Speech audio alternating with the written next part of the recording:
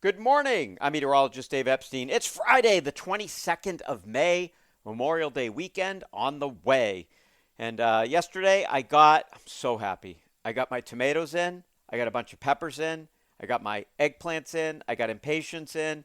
All of it came from Valenti Farms in Needham. Valenti Farms in Needham for all your garden needs. I'm really grateful to the family for helping out with this podcast.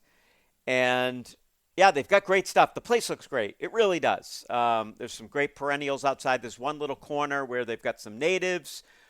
You've got all the hanging baskets. They have some cool herb baskets there. So those I thought were really neat. I did mine on my own, but if you don't want to do it on your own, they've got these baskets where you have all the herbs and you can just put it outside the kitchen. And there you go. Pretty easy.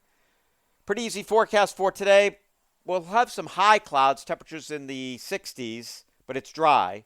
Overnight tonight, cloudy, temperatures back to the 40s. Tomorrow, cloudy, maybe some thicker clouds in the afternoon. Little dim sun, temperatures in the 60s.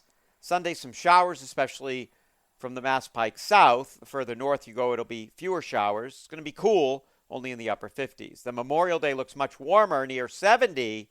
Still a couple of showers around the area, and then we're going to warm up even further next week.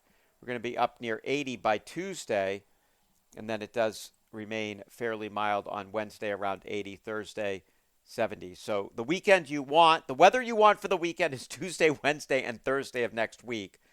And unfortunately, it's not going to be great this weekend. I'd love to see it just absolutely pour on Sunday. I mean, if it's going to be damp with showers, why not just have a soaking rain?